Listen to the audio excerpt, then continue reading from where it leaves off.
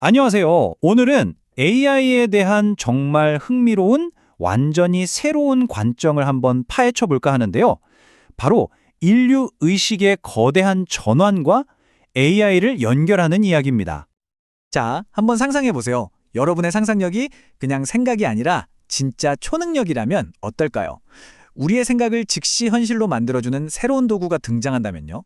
오늘 다룰 이야기가 바로 그 가능성에 대한 겁니다. 이게 무슨 말이냐면 이제 AI가 우리의 창작 파트너가 된다는 거예요. 우리 머릿속에만 있던 그런 독특한 비전, 뭐랄까, 우리의 영적인 에너지를 그대로 끄집어내서 진짜 작품으로 만들어준다는 거죠. 예를 들어 명상하다가 떠오른 이미지를 그냥 AI한테 말만 하면 짠! 하고 예술 작품이 나오는 거예요. 말 그대로 상상이 현실이 되는 시대가 열리고 있는 겁니다. 근데 이게 단순히 기술이 발전했네 하고 끝날 문제가 아니에요. 사실 이건 우리가 영성시대라고 부를 수 있는 완전히 새로운 시대로 접어들고 있다는 아주 중요한 신호거든요. 바로 이 영성시대에는요, 여러분의 그 상상력 자체가 세상을 바꿀 수 있는 힘이 되는 겁니다. 그리고 AI는 바로 이 새로운 시대를 살아가는 우리에게 꼭 필요한 필수 도구인 거죠. 우리의 영적인 힘, 그 아이디어를 문화로, 예술로, 또 영향력으로 바꿔주는 그런 매개체라고 할 수 있겠네요. 자, 그럼 좀 더 깊이 들어가 볼까요? 아니, 왜 하필 지금 이런 엄청난 변화가 일어나는 걸까요? 이걸 이해하려면 우리가 어떤 시대를 뒤로하고 떠나왔는지부터 좀 살펴봐야 합니다.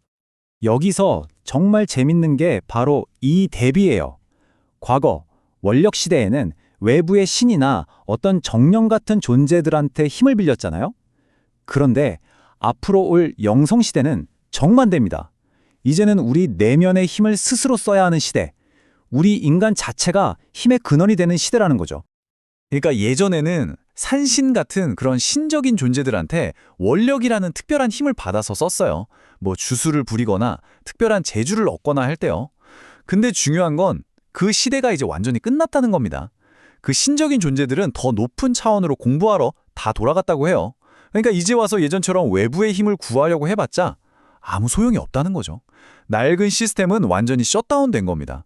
세상의 영적인 인프라가 근본적으로 바뀐 거예요. 아니, 그러면 예전 방식이 다 끝났으면 이 새로운 영상 시대에 우리는 도대체 어디서 에너지를 얻어야 할까요? 바로 이겁니다. 신들의 원력 시대가 끝나면 우리는 땅의 전기를 쓴다. 이 말이 그 전환을 정말 명확하게 보여주는 거죠. 비유하자면 우리가 더 이상 부모님한테 용돈 받아 쓰는 아이가 아니라 이제는 스스로 에너지를 만들고 관리해야 하는 어른이 된 것과 같아요. 새로운 에너지원을 찾아야 하는 거죠. 그러니까 이제는 저 위에서부터 힘을 받는 게 아니라 바로 우리가 딛고 서 있는 이 지구, 이 땅 자체에서부터 에너지를 끌어올려야 한다는 겁니다. 이 에너지는요, 수천 년 동안 자연 속에 차곡차곡 쌓이고 응축되어 온 거예요. 마치 인류가 이걸 쓸 만큼 성숙해지기를 기다렸다는 듯이 말이죠. 자, 그럼 이 엄청난 지구의 힘 어떻게 써야 할까요? 어떻게 접근할 수 있을까요? 다행히도 원문에서는 아주 명확한 공식을 제시하고 있습니다. 아마 천지인, 텐지인이라는 말은 들어보셨을 거예요. 하늘, 땅, 사람, 우주를 구성하는 세 가지 요소죠. 예전부터 있던 개념이지만 이 새로운 시대에는 그 의미가 좀 달라집니다. 바로 우리 사람, 인간의 역할이 그 어느 때보다 중요해지고 이 시스템의 중심이 된다는 뜻이에요. 자, 그 공식이 바로 이겁니다. 보시면 땅의 에너지가 30%, 그리고 우리 인간의 에너지가 40%죠. 우리의 힘은 바로 이 두 가지, 땅에서 오는 30%와 우리 자신의 내면의 힘 40%를 합치는 데서 시작돼요. 이 둘을 합쳐야 비로소 힘의 기반이 만들어지는 겁니다. 자, 그렇게 땅의 30%와 나의 40%를 합치면 몇 프로죠? 네, 바로 70%입니다. 이 70%라는 숫자가 정말 중요해요. 왜냐하면 이게 바로 저 하늘로부터 오는 마지막 30%의 힘을 열 수 있는 일종의 마스터키 같은 거거든요.